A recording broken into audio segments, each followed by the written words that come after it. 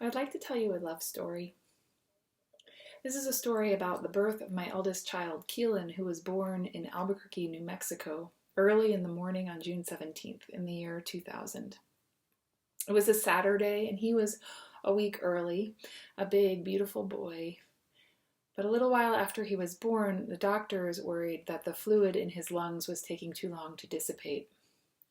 So they took him to the nursery, where they placed a tiny Dixie cup over his face, or just to the side of his face, with an oxygen tube threaded into the back of the cup. The oxygen was to help his brand new to this world lungs as they worked through the fluid and reluctantly shifted to a diet of air. I was allowed to go and sit with him nestled in his bassinet, where I marveled at the depth of the connection I felt to this tiny person.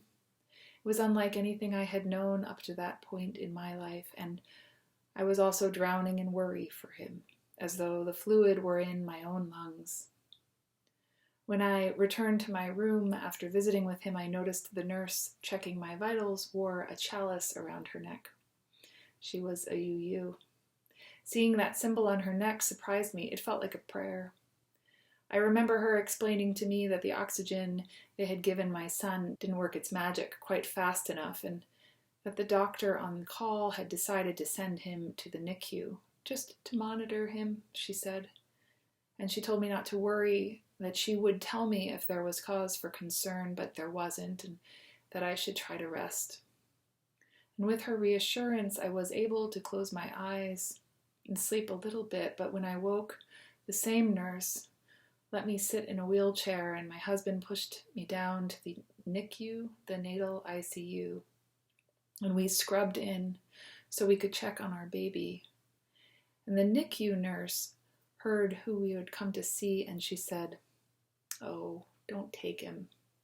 It's so nice to have a healthy baby down here."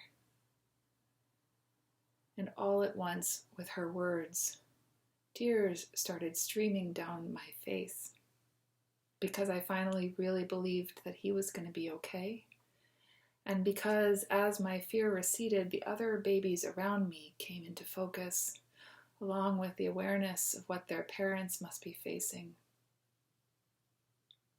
The joy and the fear and the relief of that morning, the overwhelming love, the stunning realization of how vulnerable that kind of love makes you. In a span of just a few hours, my whole understanding of life was shaken up and resorted. Standing in the NICU, I learned something about my capacity to transform, and I learned about our human capacity to love, and I was reminded of our common stories as human beings that have so many different variations, so many different endings. It was a humbling morning. Those experiences in life are precious and powerful. They are not rare, and you do not need to have a baby to learn about transformation or love or interconnectedness. We are given so many opportunities to learn these things. They shape our hearts, and if we conjure the experiences we've had, they help us love ourselves, forgive ourselves, and they can help us connect to one another, but only when we see the connections. Cicely Tyson was a Black woman actor who died just 2 weeks ago at the age of 96. Ms. Tyson spent her life working toward building beloved community.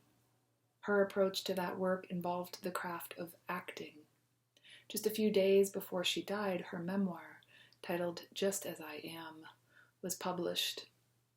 In the beginning of the book, she shares a formative experience in her career that occurred as she toured the country following the release of the 1972 film Sounder.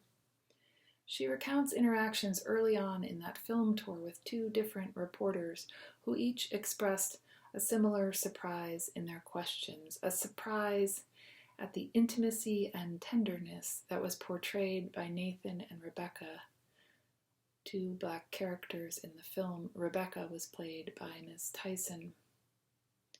She recounts one of these reporters saying, "I didn't know that Black men and women had that kind of loving relationship that we see between Nathan and Rebecca. Their connection didn't seem believable to me." "I was so taken back by her assessment," recalls Ms. Tyson, "that I did not respond. So seldom had Black families been portrayed nurturing one another on the screen that when art indeed imitated life, the truth of that narrative was met with a deep skepticism. Embedded in this woman's observation was an assumption that lives at the center of all bias. You are not like me. You are intrinsically different, and that difference deems you inferior." She writes, "I recognized these comments for what they were, pure ignorance. Anger would have been the justified response, and for a time in private I was certainly apoplectic. But as life has taught me more than once, resentment corrodes the veins of the person who carries it. These reporters' comments were not a bitterness to be nursed. They were a lesson to be heeded. So rather than recoiling in exasperation at the ideas expressed, I leaned in and listened intently at every remaining tour stop. And the more aware I became of the bigotry that existed against Black people, what may have been a reason to seethe became for me a reason to pursue my craft with new purpose. It was at this juncture," she writes, "that I made a conscious decision. I would use my profession as my platform, a stage from which to make my voice heard by carefully choosing my projects and portrayals. As an artist with the privilege of the spotlight, I felt an enormous responsibility to use that forum as a force for good, as a place from which to display the full spectrum of our humanity. I was determined to do all I could to alter the narrative about Black people, to change the way Black women in particular were perceived by reflecting our dignity. I protested," she says, "using not my own words, but those of the characters I inhabited. 50 years after, I made a silent pact with myself to play women whose legacies uplift us. That vow still guides me." Love is the magnet of that vow she made. Love for herself, love for those closest to her heart, for Black women, for Black people, and love for all people. Love that sees the ignorance in bigotry and bias, because, like all of us, she knew her capacity to love and to transform. I don't know all of the experiences that taught Cicely Tyson about love, but I recognize in the choice she makes in this story a kinship with her of knowing transformative love, knowing that we are changed by the love we have for others and for ourselves. When we know the full spectrum of our humanity, it is easy to identify the moments when someone else doesn't see us in that full spectrum of light. We have all experienced not being seen. But those experiences of being dehumanized are not handed out evenly in this world. My memory of my son's birth in the hospital might have been quite different if the nurse caring for me did not think I had the capacity for intimacy and love. I assure you I would have noticed and remembered, just as I can still remember the sense of care and connection that was shared between the nurse and I. So if we all recognize what it feels like to be dehumanized, then the work of building the beloved community means to learn to see the full spectrum of humanity in all people and to push for a world that does not accept the premise that anyone is less deserving of such love. Instead of thinking about building beloved community as some far-off aspiration, let's think of it as a compass direction powered by a magnet of love, something with which to measure where you're headed whenever you have a chance to pull the compass out from your pocket.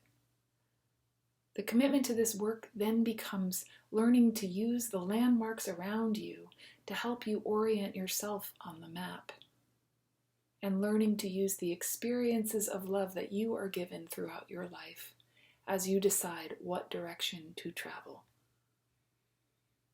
When you think about the story in Cicely Tyson's book, imagine yourself in her place. Imagine someone looking you in the eye and saying they don't think you have the capacity for tenderness and love. How would you have reacted? What might have affected how you would have reacted? Cicely Tyson named the privilege of her spotlight. She saw the power she had even while navigating the marginalizing experience of being a Black actress in the 1970s. She recognized that both things were true, and in the duality of having the experience of being marginalized, but also recognizing the privilege and power she held. The combination of those things, she saw an opportunity to effect change. She was also a woman who grew up in church. She was grounded in her values. She knew love, and she was established as an actor already at this point. And all of that mattered. When we find ourselves facing a choice like the one Miss Tyson describes, a choice between being reactive and being proactive, a choice between centering love or centering anger, you can't make judgments about those moments for someone else.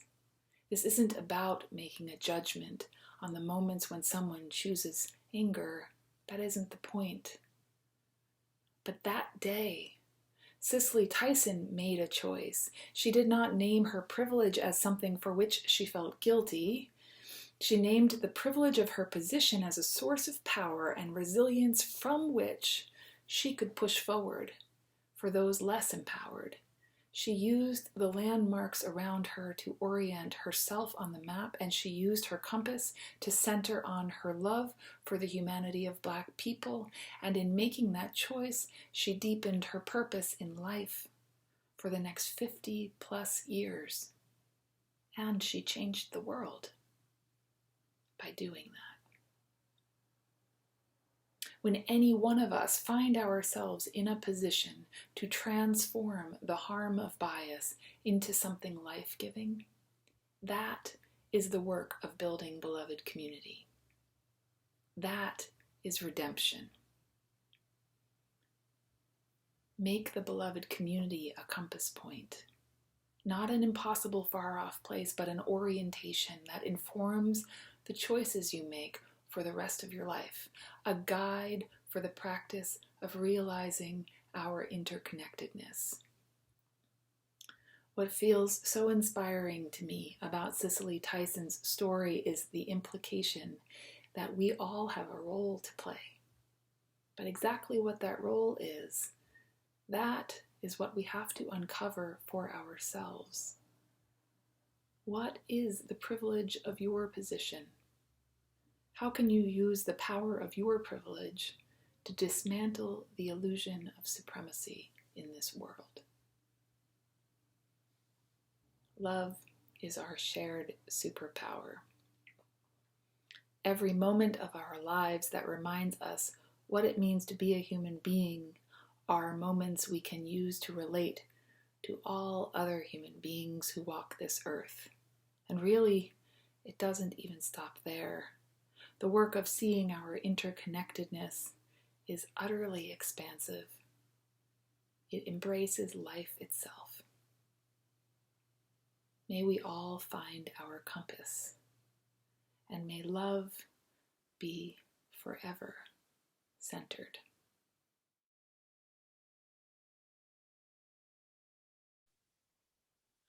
Let us close today with words from Cicely Tyson again, as she reflects on her life from the vantage point of 9 decades past. She writes, "I stand amazed at this tree, this life. I stare up in awe at its branches, raising their arms toward heaven. I wonder about its origins, how a seed so minuscule could grow into a structure so vast, so resilient. I'm still examining its genesis. To examine is to question, to discover and evolve. That is what it means to be alive. The day we cease to explore is the day we begin to wilt. I share my testimony in these pages not because I have reached any lasting conclusions, but because I have so much to understand. I am as inquisitive about life now as I was as a child. Blessed be.